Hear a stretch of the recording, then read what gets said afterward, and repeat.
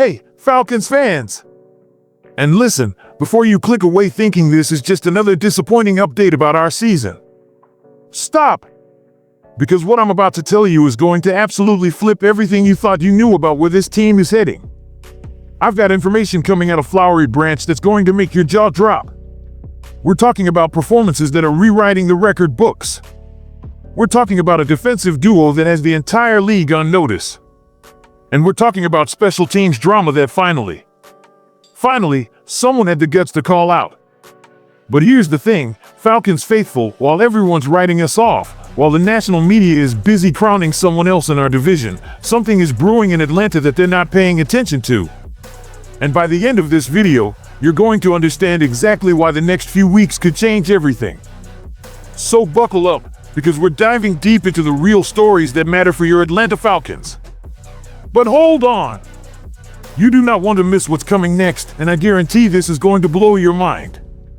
If you're a true dirty bird, if you bleed red and black, then now is your moment to prove it. Smash that subscribe button, slam that notification bell, and drop a rise up in the comments below to join our real Falcons family. Because what I'm about to reveal in the next few minutes could be the turning point we've been waiting for, but only subscribers will get every explosive update we've got coming. Don't get left behind.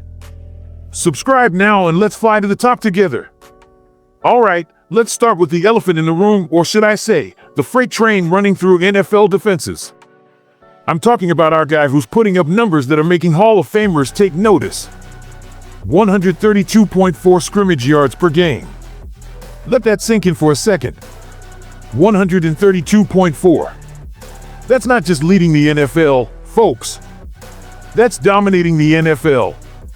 We're watching someone operate at a level that's historically elite, and I don't think people outside of Atlanta truly understand what we're witnessing right now. Here's what blows my mind: 1,589 total yards from scrimmage through 12 games. You know who's ahead of him? Christian McCaffrey. That's it. One person. And McCaffrey's played in more games. Think about that for a second. We're talking about a player in just his second season who's already putting himself in conversations with the best running back in football. But it gets better. 5th in rushing yards across the entire league. 2nd among running backs in receiving yards. This isn't just a running back, Falcons Nation. This is a complete offensive weapon who's redefining what the position can be in the modern NFL. And here's what I love most about this story: while everyone was debating whether we made the right choice, whether we should have gone another direction, this man has been silently putting together a season that's going to have him at the Pro Bowl. No drama. No excuses. Just pure, unfiltered excellence week after week after week. The Pro Bowl voting is open right now, and if you haven't cast your vote yet, what are you waiting for? This is the kind of season that deserves recognition. This is the kind of performance that should make every Falcons fan proud to rock that red and black. Now, I'm not going to sugarcoat this next part because we've got to address the reality of where we are. Our top receiver has missed the last 2 games with a PCL sprain, and heading into this massive showdown with Seattle, he's been ruled out again. But here's what the national media isn't telling you: even while sitting on the sideline, this man is still leading our team statistically. 60 receptions. 810 yards. 6 touchdowns. Through just 9 games, people. And get this stat that absolutely blows my mind: his 810 receiving yards aren't just leading the Falcons. They're more than all our other receivers combined. Every single one of them. Put together. Let that sink in. That's what 13.5 yards per catch and a 64% catch rate will do for you.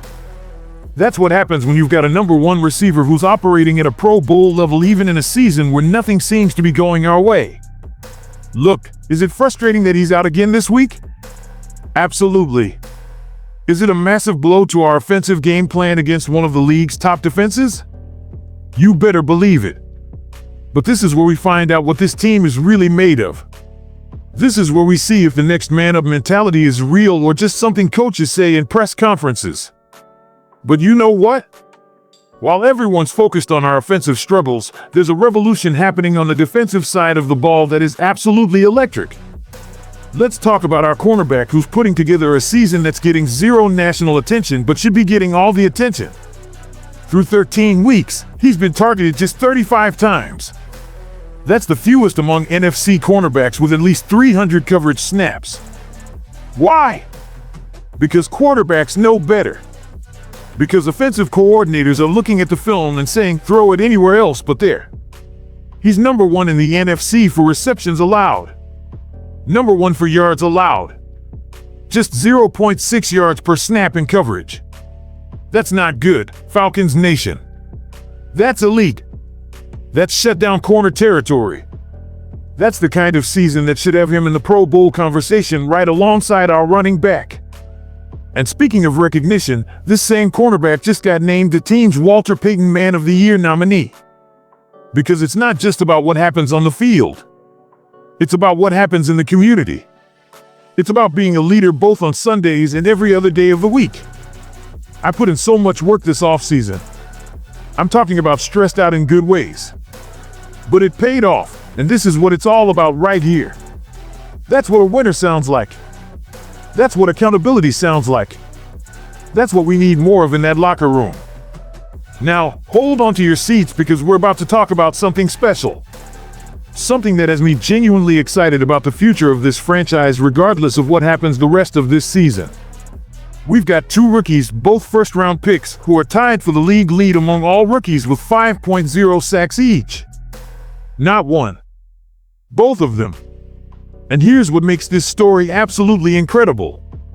One of them just recorded a sack in his 4th consecutive game. You know who else has an active sack streak that long in the NFL? Myles Garrett and Ed Oliver. That's the company we're talking about. A rookie putting himself in the same conversation as established Pro Bowl pass rushers. Our defensive coordinator said something this week that gave me goosebumps. They've developed a relationship, which is not always given. Especially guys that play the same position, both first-round picks, because sometimes there is a level of healthy and sometimes a level of unhealthy competition amongst guys like that. Think about what that means. These two could have been competing against each other. They could have let ego and draft position create tension. Instead, they're feeding off each other. They're making each other better. One of them put it perfectly, ever since we loaded up the jet and landed in Atlanta, that's been my guy. That's chemistry. That's what championship teams are built on. That's what gives me hope that even in a season where the record doesn't show it, we're building something special for the future. And here's a stat that'll blow your mind. The Falcons and Seahawks rank 3rd and 4th respectively in the NFL in sacks this season. Atlanta's 41 sacks are the 2nd most through 12 games of a season in franchise history. The defense isn't the problem, folks. The defense is actually showing up this year. All right, now we've got to address the elephant in Mercedes-Benz Stadium. The thing that's been driving us all crazy. The thing that literally cost us a winnable game against the Jets last week. Special teams. 10 points. The Jets' special teams units essentially gifted them 10 points in a game we lost by 3. A missed field goal for the first time in red and black. A muff punt. Kick coverage that looked like we were running through quicksand. It was a disaster. And after the game, everyone was waiting to hear what Coach Morris would say. And he gave the standard coach speak about wanting to see improvement. Fine. Whatever. That's what coaches are supposed to say to the media. But then our punter, our team captain, stepped up to the microphone. And he said what every single Falcons fan has been screaming at their TV for weeks.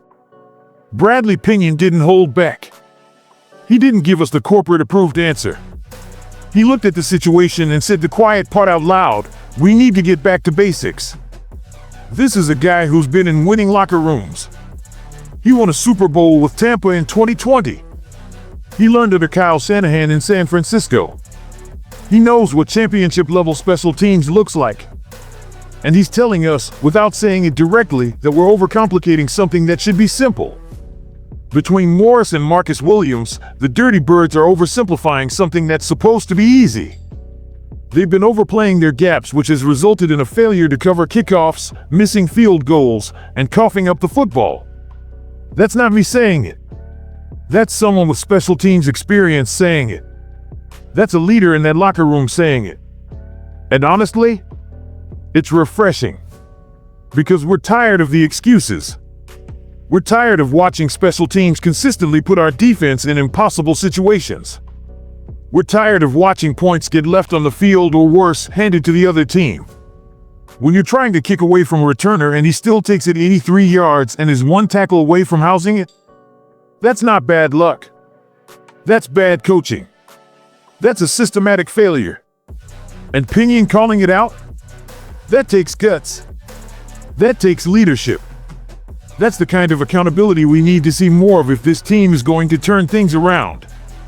Look, I'm not going to sit here and tell you this season has gone the way any of us wanted. I'm not going to pretend that the record reflects the talent on this roster. And I'm definitely not going to act like everything is sunshine and roses when we're struggling to stay in the playoff hunt. But what I will tell you is this: we're Falcons fans. We don't run when things get tough. We don't abandon ship when the waters get rough. We rise up. That's what we do. That's who we are. We've got 4 games left. 4 opportunities to show the league what Atlanta football is all about. 4 chances to build momentum heading into what could be a massive offseason. And who knows? Maybe we shock the world. Maybe we get hot at the right time. Maybe we're the team nobody wants to face in January. But that only happens if we, as fans, stay locked in. Keep supporting. Keep believing. Keep rising up. So make sure you cast those Pro Bowl votes for our guys who deserve recognition. Make sure you're bringing that energy to Mercedes-Benz Stadium this Sunday. Make sure you're letting this team know that Falcons Nation has their back. Because when we come together, players, coaches, and fans, there's nothing we can't accomplish. This is your Atlanta Falcons. This is our team. And the story? It's far from over. Go Falcons!